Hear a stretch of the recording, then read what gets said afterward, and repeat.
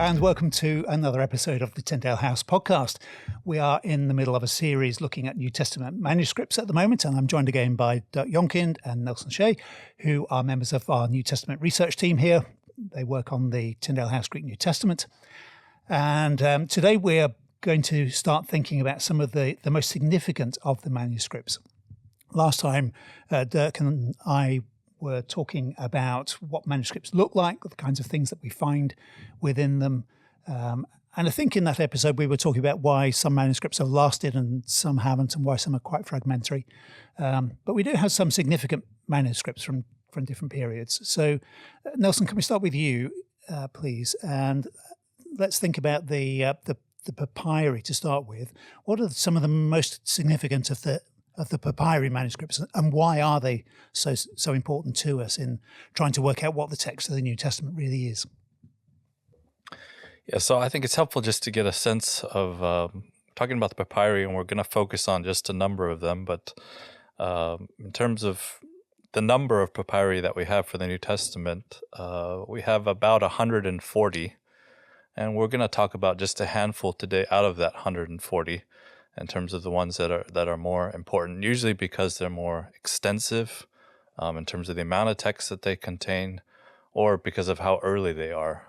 So if we start with the papyri that are more extensive, for me, the one that comes to mind is P75, a papyrus manuscript from the 3rd century containing the Gospel of John.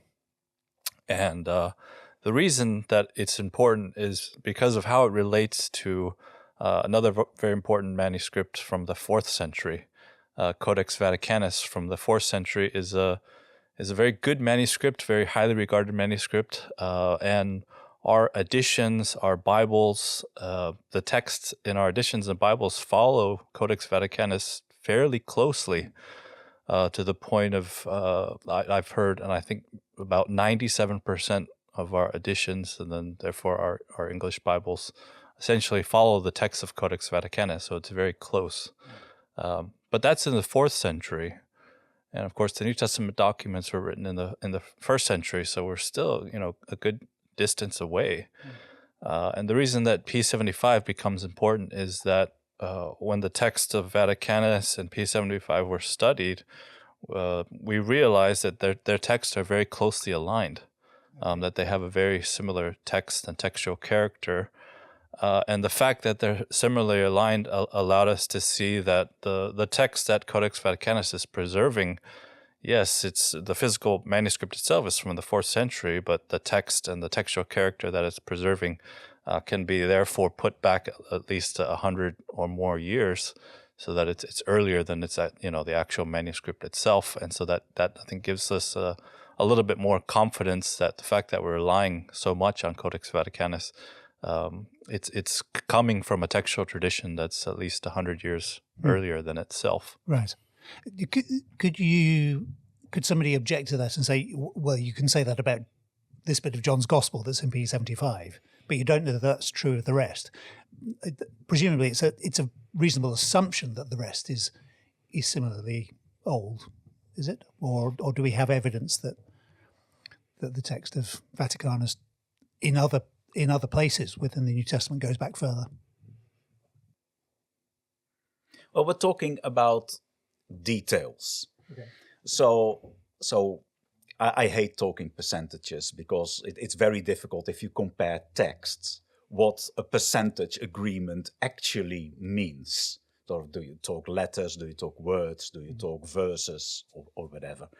But if you take an average manuscript that was in use in church services from the 12th, 13th century, then it is still basically the same Greek New Testament, even though the wording in detail will differ.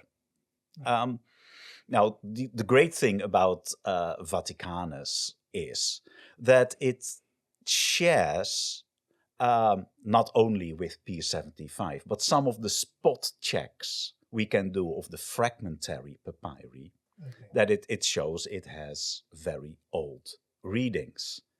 Now, the fact that an old reading is attested does not make it automatically a correct reading, But all things being equal, an old reading is a good reading.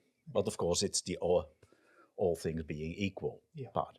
But P75, indeed, John and bit of Luke, is philologically very well executed with attention to tiny details, spelling of names, etc. So it is a gorgeous one to read. Right. So that the fact that it's got that kind of quality means that you're more inclined, or you're very inclined to rely on the quality of the text itself. If the scribe has been so careful in the way that he writes, presumably he's been very careful in what he's been actually copying as well. Yeah, that is the thought. So you can have a good text and a good copy of a text, but the two don't always happen. We have good copies of poor texts. Yeah, okay. That happens as well. Yeah, right.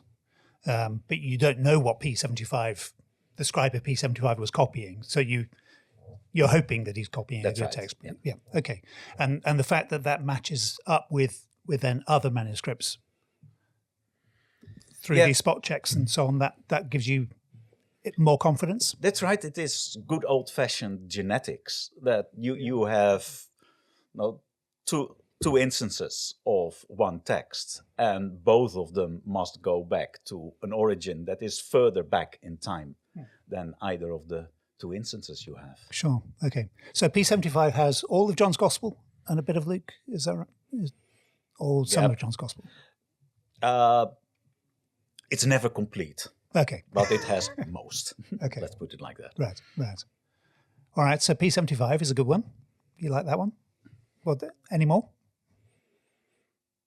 I think the other manuscript worth mentioning is P52. P52 mainly just for its date, its fairly early date. We put it into the 2nd century, right?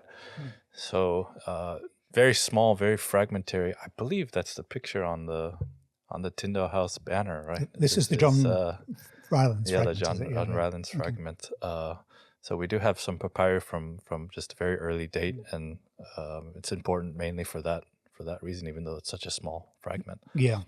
So the fact that it's small doesn't tell us anything about the reliability, or doesn't tell us much about the reliability of the text, but it does say we have some text that's very early. And it does match up with P75? Or no, the two don't overlap there. Okay, I see. Right. Okay, but I may be wrong. Yeah, right. But the fact that it's early is in itself significant.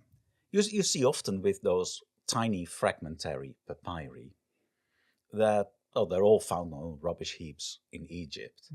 That they're not always the best copies available, in the sense of you see tiny copying errors, uncorrected copying errors, words swapped around, etc. So many of those tinier fragments do not give us evidence that they come from a tightly controlled or tightly curated textual tradition. Okay. Though in general they attest to a good text, but you have to distract quite a bit of their own individualities from it before you get to the good text. Okay, right. Are there any other longer papyri like P75 that are significant? Yeah, there's a very nice one of the letters of Paul. So that's P46. Kept in two places, part in Dublin, part in the US. It is basically one stack of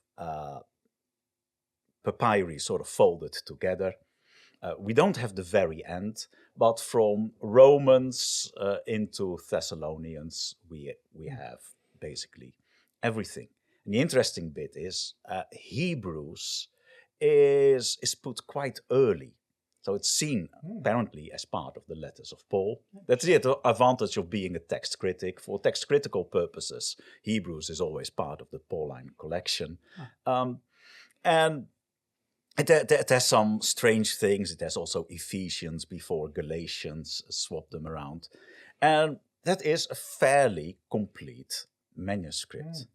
Now, this is a typical example where it is an okay copy of a fairly good text, which means that there are quite a number of things where you can see that the scribe is influenced by text he has just written, or changes word order because he initially forgot something. So yes, it has quite a high number of individual readings, so that it is a peculiarity. Now, those individual readings tend to discard very quickly because they form part of a pattern of sort of, not so well copied text. But where it agrees with other early stuff, then it becomes very interesting, provides good evidence. Yeah, wow, great. Any more? Or do you want to move on to the majuscules? I think it's probably just worth mentioning that when we think about the papyri, because of their early date, a lot of people, we sort of esteem them very highly. But like Dirk's been saying, there are some that are very good, very well executed, and then there are others that are not so good. So the papyri as a category as a whole shouldn't just because we have a papyri, just because there's a reading that's supported by the papyri, that doesn't automatically mean that, we're going to go with that, right? Because we have to evaluate the quality of the manuscript itself. So just being a papyri itself is not sort of a, you win just from that.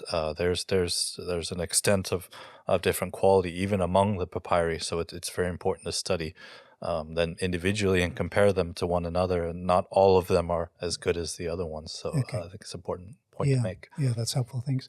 And in our next episode, we'll be talking about how in the early church they handled those kinds of differences, and because they were aware of them. How could you not be, I guess, when you have them? Yeah, great. Okay, let's move on to talk about the majuscules. These are the manuscripts that people perhaps are more familiar with, at least the names: Vaticanus, Codex Vaticanus, Codex Sinaiticus. These are also called uncials, or the text that they're written in is also uncial. So the majuscule is uppercase. Yes, letters, we try to get rid of uncial as a sort of collective name for reasons, but people yes, may have heard the term. That's right. Yeah. Okay. But it is an incorrect but not a wrong description. An incorrect but not a wrong description. Okay. We'll explore that in another episode, perhaps. So we've mentioned Codex Vaticanus, Codex Sinaiticus. Tell us about those. We've talked a little bit about Vaticanus, but what else do we need to know about it? Now, the great thing about the 4th century is that we have a couple of very big manuscripts. So Codex Sinaiticus, which I regard as my manuscript because I studied it, I've had it on my desk for weeks, etc. I think my DNA is on every page of it. Sort of, I've handled it for a long time. That manuscript contains every chapter of the New Testament and much more. So that is, in a sense, fascinating to have a complete New Testament. On occasion there is a verse missing that because it has skipped forward, but otherwise it has the whole New Testament, which is fantastic. Now, we know about Codex Sinaiticus that it was not produced in one of the major centers of manuscript production. So say in the library of Caesarea or Jerusalem or whatever. And we know that because it also contains in its surviving form large part of the Greek translation of the Old Testament. And when you look at, for example, which of the deuterocanonical books it has 1 Maccabees, and which is labeled Maccabees 1. Mm-hmm. Then we have a bit of a gap. So physically we have in the end of a gathering, and the next page, which is numbered as almost as the next choir, will say 4 Maccabees. So they were aware of the existence of 2 and 3 Maccabees, but for one or the other reason never included those. It is also how the manuscript was physically put together, and the way how the stuff was glued together changes from the first half of the manuscript to the second half of the manuscript. We know that there were at least 3 different scribes working on the manuscripts, and some of them simultaneously working on different parts. Mm-hmm. But of course, you have to calculate a little bit of, okay, where is my book going to end and where is your book going to start, so that you can start writing. But sometimes they made errors, and you see that they try to cover up the errors by starting to write sort of very expansively in order to eat up some of the extra space that they had miscalculated. So all that sort of thing is going on, which betrays that the manuscript seems to be almost experimental, or perhaps not betray a large amount of experience in doing this sort of big project. Interesting. And yet it is a big, to do all of that is a huge project, isn't it? It is. So if you look at the number of animals that provided the hides for the parchment, that is considerable. I mean, those animals would have been slaughtered anyway for the meat. So, sure. The parchment is probably a side product, but still, it is quite a. It is also clearly a luxury manuscript. I mean, how can you see that a book is supposed to be luxury? Well, you have very wide margins all around the text block. It's the one of the very few manuscripts that has 4 columns on a page, which makes for nice, easy reading. But yes, one of the scribe, he could not spell properly for toffees, to be honest. It's very phonetic, and some of the words, it becomes almost amusing. Okay, which Greek word is it supposed to be? And you have to pronounce it in order to see, okay, it is this particular word. Wow. So that is a poor copyist, even though he may have copied a good text. But gladly, this particular scribe mainly did some of the prophets of the Old Testament. He did not touch the New Testament. Yeah, but the prophets are quite important to me. They are very important. I feel quite offended by this. Yes, well, they... what can I say? But the lower rate scribes working on the prophets, dear, oh dear. Yeah, and so they weren't checking each other's work. Oh, yeah, one of them knew how to copy. Okay. And he also tried to retain some ancient features when it comes to spelling, etc. And he wrote in the New Testament only 6 pages or so. Mm-hmm. Those are replacement pages, so pages where he replaced the work of his colleague completely for one or the other reason, so we can only guess what happened. But he also did manual corrections of some of the pages. Right. And that is fascinating because sometimes it was just corrections of obvious errors, but sometimes he seemed to have used a different manuscript to make some corrections. Not many, but where you can see that a different reading we know of it existed was actually corrected into the text. That's very interesting. So how does Sinaiticus and Vaticanus compare with each other? Because they're from similar kind of period? They are similar period. Vaticanus maybe slightly bit earlier, don't know. Vaticanus is much better produced in the sense of the discipline of building up the whole manuscript, retains more ancient spellings, ancient features, probably only 2 scribes working on it, but both of them good. And there has been some speculation that actually one of the scribes of Vaticanus was perhaps the same as the good scribe who worked on Sinaiticus. But so there are things where the handwriting and the way of correcting stuff is so close that, well, either they were the same or they were taught in the same group or somewhere. So there's some very individualistic things going on. But Vaticanus originally also contained both the Greek Old Testament and the Greek New Testament.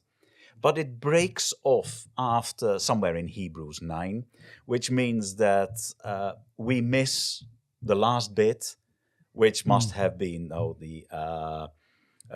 Timothy, Titus, Philemon, and Revelation. Right. So, and perhaps something else that was added there. So that's the big loss of not having Vaticanus complete. Right. Are there any other big manuscripts comparable to those, or well, obviously not quite comparable to them, but in the same sort of category of? So Vaticanus and Sinaiticus are from the 4th century, and then into the 5th century, we get another two important magisterial manuscripts, Codex Alexandrinus, held in the British Library, and S5E3 Scriptus as well. So we get another two important magisterials. Unfortunately, as well, both of these manuscripts, Alexandrinus is missing basically the first 25 chapters of Matthew.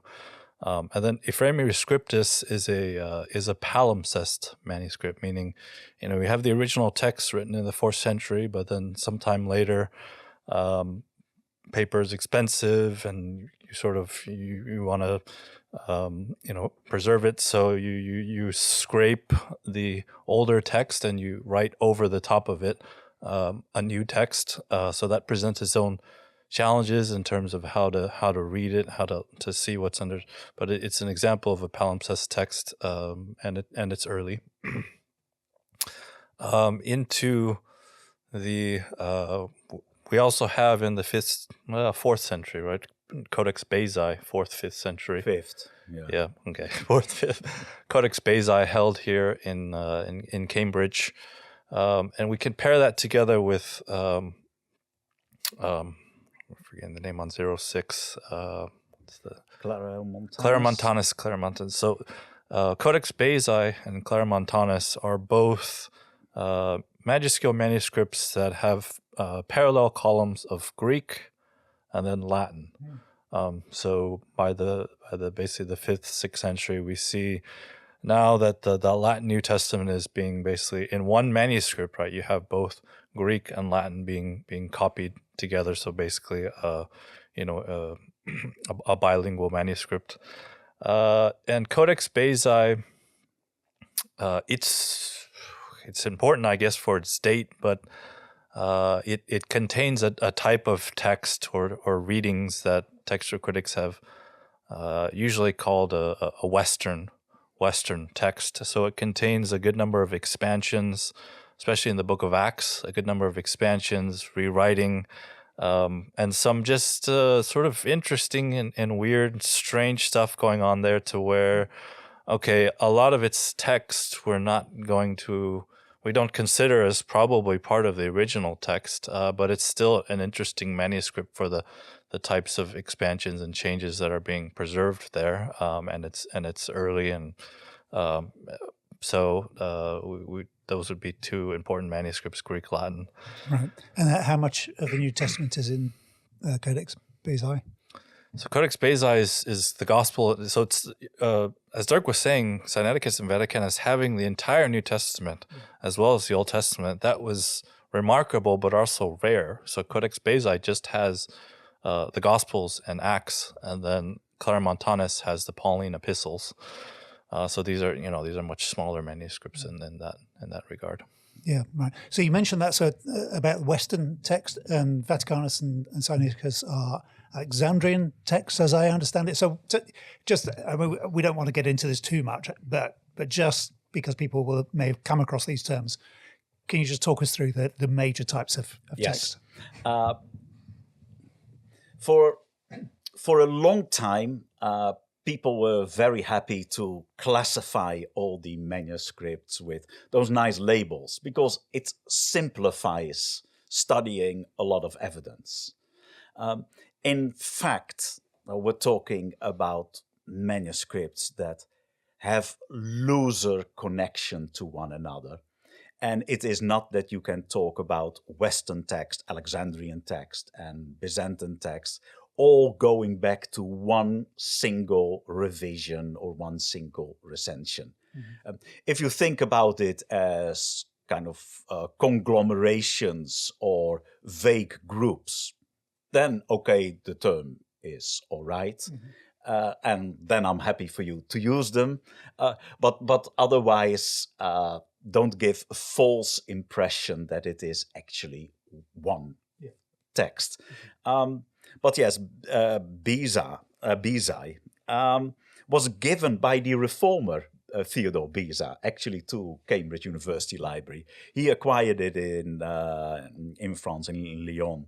And he thought it was so weird that, okay, it needed to be preserved for posterity, but it should never be used to create a New Testament. So he was quite clear about it. And I have found no reason to question his initial assessment on that one. But Ephraimi Rescriptus also contained the Old Testament and the New Testament. So that's another one of those pandacts, a very early one. Now that one is fascinating because it has so many layers of correction. And in Paul, it is a remarkably good manuscript. The same with Codex Alexandrinus, both Old and New Testament, now came in the 17th century to the UK, was really a gift to the church because from Acts onwards, it has such a beautiful, good old text. So there, especially in Paul, Alexandrinus is often more reliable than Vaticanus, for example. Right. So we have, in that sense, from the 4th and 5th century, some magnificently good manuscripts available. Now, these manuscripts, so Vaticanus and Sinaiticus, they were found in the 19th century, late 19th century, is that right? And they have shifted kind of what goes in the text of the Bible that we have, haven't they? Nelson, you were saying 90-something% of our contemporary translations are derived from Vaticanus, something like that.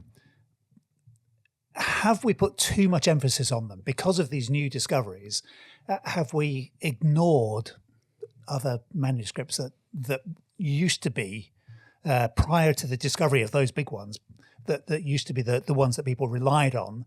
Have we diminished those too much because of being wowed by these wonderful manuscripts? That was the initial accusation within the sort of 20th century that indeed that had happened. And in some of the rhetoric of especially Westcott and Hort, it seems very much that there was a methodological overemphasis. They're the guys who worked on Vaticanus, is that right? No, they published a Greek New Testament from Cambridge in the late 19th century. Yeah. And yes, that was the time when both Vaticanus and Sinaiticus became available for scholarship. Right. It's not the same as that they were discovered because they were either in a monastery or in the Vatican Library. So, so people knew about their existence. But as soon as they became available for scholarship, perhaps over-enthusiastically, some of the rhetoric was really kind of overemphasizing them. But since we don't have that much early evidence, they are massively important. Okay. There are whole chapters in the Bible where the only 4th century evidence we have comes from Vaticanus and Sinaiticus, which is interesting. Now, when they agree with Ephraimi Rescriptus and with Alexandrinus, then we're pretty sure. And very often we see that hardly any changes were occurred at all. Right. Yeah. But Vaticanus and Sinaiticus leave out the longer ending of Mark. And I seem to remember having a conversation with you, Nelson, where you talked about some, maybe it was just one manuscript, but they kind of left a gap where you could fit the longer ending of Mark and yet hadn't put it in. So obviously there's big questions about the longer ending of Mark that we probably can't get into too much, but what's going on there? I mean, should we say, let's leave out the ending of Mark because it's not in Sinaiticus and Vaticanus, or should we say we need to bring in other evidence and put it back in? Or so even if we didn't have those two manuscripts, we know that the ending of Mark from the church fathers is attested early. So it's not that alone sort of clinches the case.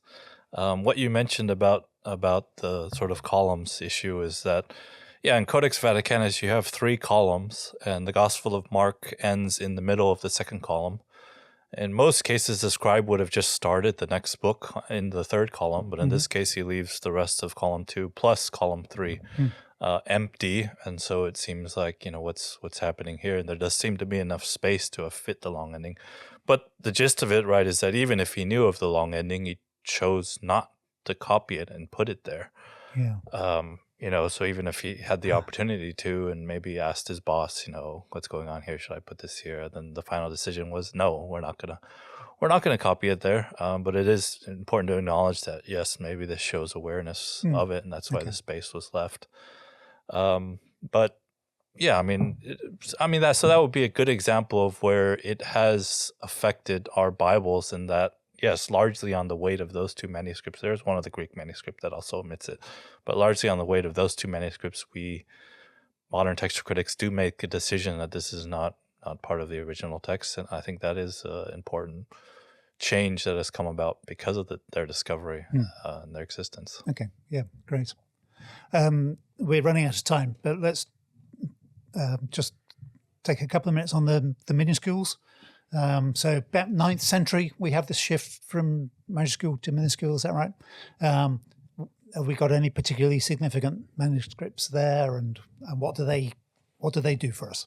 Oh yes, there are some fascinating minuscules around, and you basically can divide up the minuscules in 2 groups depending on the purpose for which they were written. So the majority of minuscules were written to provide a church with a text of the Greek New Testament. There is a group of minuscules that seem to betray a much more scholarly interest. Now, those manuscripts are, in a sense, much more interesting for text critical purposes, because quite often you can see conscious efforts to retain ancient features. So there is one manuscript called 1739 that records, first of all, sometimes an alternative reading in the margin. So it records a textual variant, which is not intended to be a correction, but a note that, hey, there is a textual variant here, and here you have one. It also refers to remarks that Origen had made on certain textual issues, etc. So that's absolutely fascinating. There is another minuscule, 605, kept in Paris, that in the Catholic epistle, so from James to Jude, actually has about 16, 17 times a note in the margin saying it is also written, and then again produces textual variants. So you see that those manuscripts were very much aware of the textual issue and informed the reader of those. And when do they date from? 1739 is, I think, 10th century, thereabout, 9th or 10th century. 605 later, actually. Right. Yes, some of the minuscules are just the standard ecclesiastical text, but others have beautiful things going on in the text. Yeah, brilliant. Any more that you want to comment on with those, Nelson? I think minuscule 1 is worth just mentioning. That minuscule 1, as Dirk was saying, sort of these interesting scholarly features that are being added. Minuscule 1 adds a little note at the end of Mark saying that in some copies the evangelist finishes at basically Mark chapter 16 verse 8, and then this note in minuscule 1 says that Eusebius also added this cross-referencing system, and it ended there at Mark 16:8. And then it says, but in many, the following is also contained.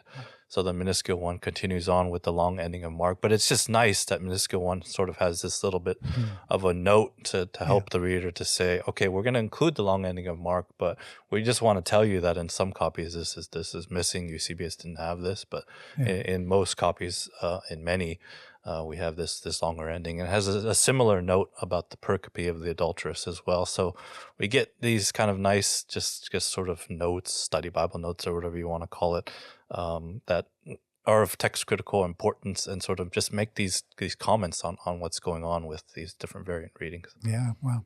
So, and these would have been created in monasteries for use by the scholars within the monasteries, would they have been? Or very difficult whether it is a monastery or scholar working on their own. 1739, we know the name of the scribe, even Ephraim was his. We have some other manuscripts that he wrote. From the later Middle Ages, we can quite often follow a scribe. What sort of manuscript? So we have 10, 15 manuscripts all written by the same scribe. And some of them are New Testament, some are Old Testament, some are other church authors, some are secular works. But you can see one scribe doing all sorts of things. Brilliant, brilliant. We know what your favourite manuscript is. Obviously, you've told us that you've left your DNA on every page of Codex Sinaiticus. Do you have a favourite, Nelson? Just to balance out Dirk, it would be Codex Vaticanus. Partly also because Codex Vaticanus, for the purposes of our project here, has a chapter system. Really, what we probably could accurately say is that the first chapter system, where you put numbers, 1, 2, 3, 4, 5. So it's got this way of dividing up the text that's basically very early. It divides up the text systematically into paragraphs and seemingly makes very good paragraph divisions. And so not only because I like Vaticanus because of its text, but also some of the other things it's doing in terms of textual division. As I've studied it against other manuscripts that also make textual division, basically concluded that it also does a very good job in terms of how it's structuring and dividing up the text. So I like it for that reason as well. Brilliant. Gentlemen, thank you very much, Dirk and Nelson. It's been great to have another conversation about these. And then next time we are going to talk then about that question about how the early church handled the differences between the manuscripts. And I guess whether it's the same kind of process that you're involved in today, looking at all the different texts and trying to figure out what the correct reading is. So looking forward to that. Thank you very much. Do join us again next time. All this stuff about rating and reviewing the podcast, it really does help for other people to get to know about us if you do that. So pass the word on and go give us some reviews, and we'll love you forever. Thanks very much. Bye.